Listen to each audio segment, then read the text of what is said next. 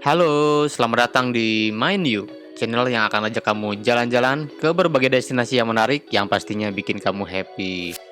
Di video ini, Mayu akan ajak kamu jalan-jalan ke kawasan wisata Kota Tua, Jakarta. Kawasan wisata sejarah tersohor di tengah ibu kota dengan suasana artistik bergaya Eropa tempo dulu.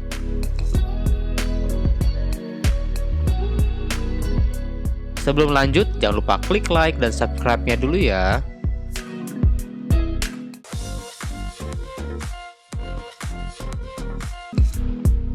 Bagi kamu yang berencana berkunjung ke sini, parkir kendaraan bisa di parkiran Taman Kota Intan, bisa untuk mobil dan motor. Untuk parkiran mobil biayanya sebesar Rp10.000. Selain itu, untuk kamu yang mau ke sini dapat juga menggunakan transportasi umum seperti Transjakarta ataupun KRL yang kurang lebih sekitar 400 meter jalan kaki dari stasiun Kota Tua. Dan ini adalah rencana wisata kita.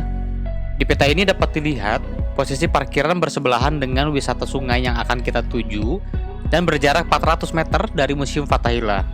Oh iya, di daerah jalan ini dulunya menjadi lokasi parkir kendaraan juga, namun saat ini sudah steril ya, hanya bisa dimasuki oleh sepeda dan pejalan kaki saja. Kita lihat ke pinggir sungai, di sini ada jalan menuju ke bawah, namun ditutup. Dari sini sungainya terlihat bersih dan tidak ada sampah yang mengganggu serta bau yang tidak sedap.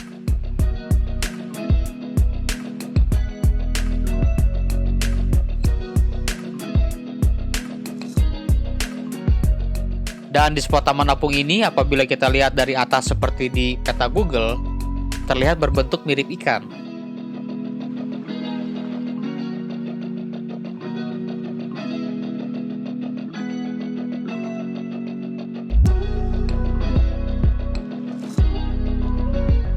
Selain sungai, di sini juga banyak spot untuk duduk santai, serta spot yang cocok untuk dijadikan foto Instagram.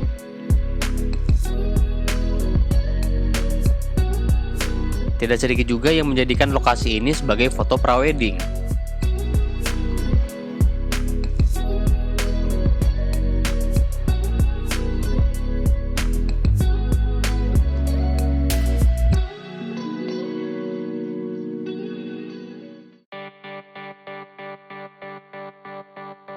Oke, sekarang kita menuju ke kawasan Kota Tua lebih dalam ya. Terlihat ada banyak delman wisata di sini. Sebelum masuk di sini ada peta kawasan Kota Tua yang sebenarnya sampai ke Pelabuhan Sunda Kelapa. Kita masuk melalui akses gerbang pecinaan. Untuk masuk, hanya perlu scan barcode saja dan tidak dikenakan biaya masuk.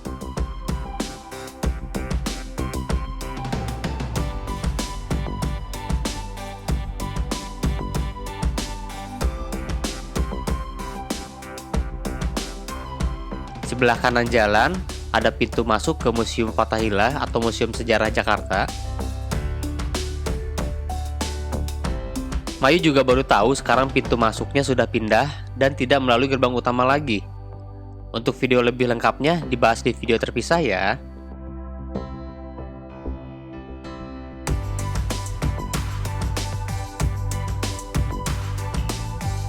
Lanjut perjalanan, di sini ada Museum Wayang. Gedung ini dibangun tahun 1912.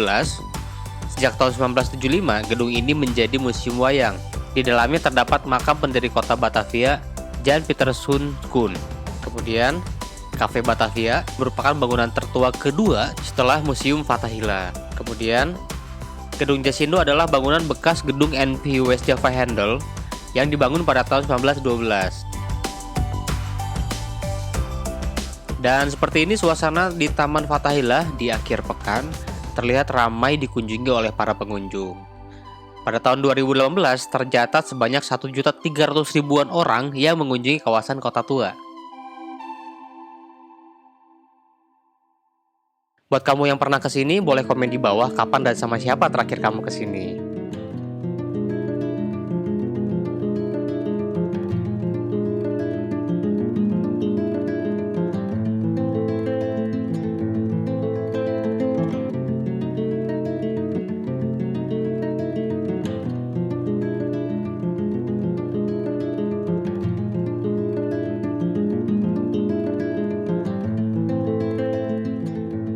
Meriam si Jagur. Meriam si Jagur awalnya dibuat untuk memperkuat benteng Portugal di Malaka. Pada tahun 1641 jatuh ke tangan VOC, kemudian dibawa ke Batavia sebagai pertahanan kota. Kemudian, di sini banyak terdapat penjual yang menjajakan sewa sepeda maupun jasa foto bersama.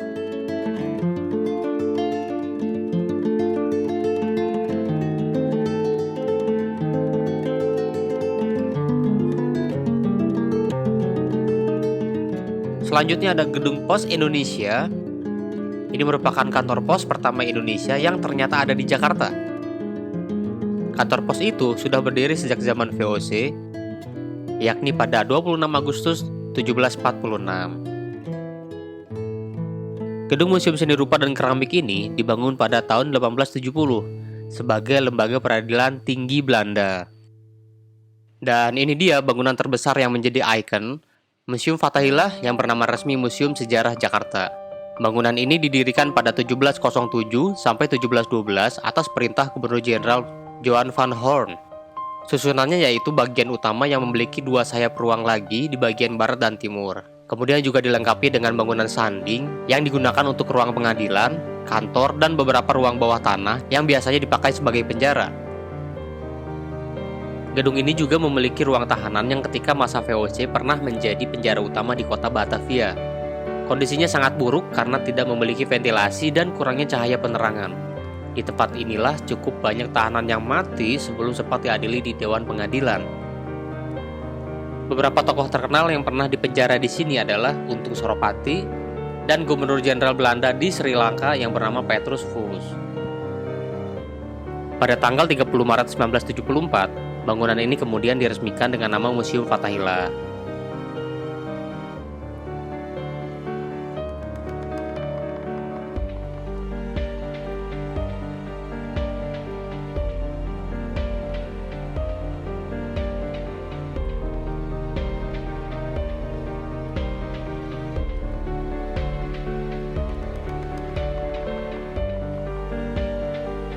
Pada masanya, air mancur ini merupakan sumber air satu-satunya bagi masyarakat yang dibangun pada 1743 dan dirubuhkan pada abad 19. Kemudian direkonstruksi ulang pada tahun 1972 dan menjadi seperti ini.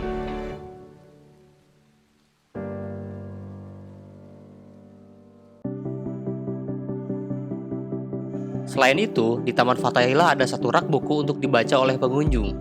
Rak ini sama dengan rak yang ada di Taman Menteng ternyata. Oke, kalau gitu yuk kita jalan kaki virtual mengelilingi taman ini.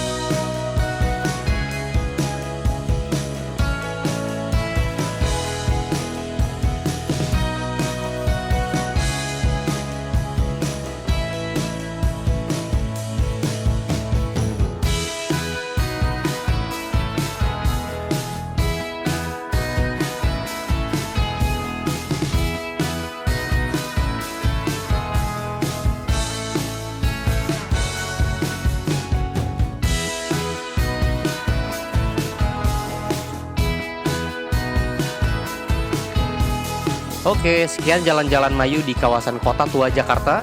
Semoga sejarah di balik kawasan ini dapat menambah pengetahuan akan sejarah negara kita, khususnya sejarah Kota Jakarta. Semoga video ini bermanfaat. Jangan lupa klik like dan subscribe-nya ya. Sampai jumpa di Explore Jakarta lainnya.